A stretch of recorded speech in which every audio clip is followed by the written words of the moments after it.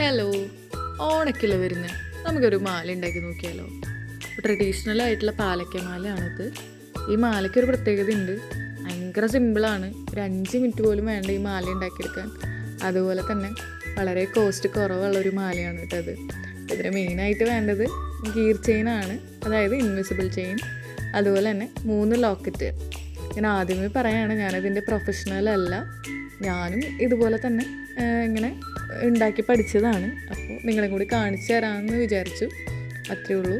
Okay, അപ്പോൾ ഇതിൽ മെയിനായിട്ട് വേണ്ട ഞാൻ പറഞ്ഞു, ഇൻവിസിബിൾ ചെയിൻ, പിന്നെ 3 പാലക്ക ലോക്കറ്റ്, പിന്നെ മാലയ്ക്ക് ആവശ്യമായിട്ടുള്ള കൊളുത്ത്, പിന്നെ ലോക്കിംഗ് ബീഡ്സ്. ഇങ്ങനെ ഇത്രയും സാധനങ്ങളാണ് വേണ്ടത്. ആദ്യം തന്നെ ഗിയർ വയർ, അതായത് ഇൻവിസിബിൾ ചെയിൻ, നമ്മുടെ ആവശ്യത്തിനനുസരിച്ചിട്ട് കട്ട് ചെയ്തിട്ട് എടുക്കുക. വലിയ പാലക്ക ലോക്കറ്റ് ഇട്ട് കൊടുക്കുക. 2 സൈഡിലും ലോക്കിംഗ് ബീഡ്സ് വെച്ചിട്ട് ലോക്ക് ചെയ്യുക. ദെൻ വീണ്ടും 2 സൈഡിലും ചെറിയ 2 പാലക്ക ഇട്ട് കൊടുക്കുക. ലോക്കിംഗ് ബീഡ്സ് വെച്ചിട്ട് ലോക്ക് ചെയ്യുക. അത് കഴിഞ്ഞതിന് ശേഷം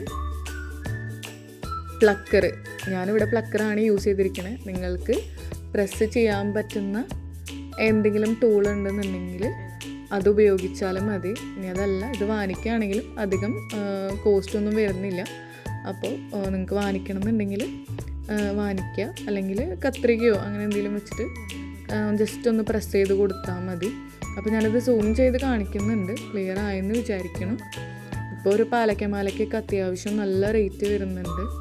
അപ്പോൾ ഇതൊക്കെ ആകുമ്പോൾ നമുക്ക് കോസ്റ്റും കുറവാണ്.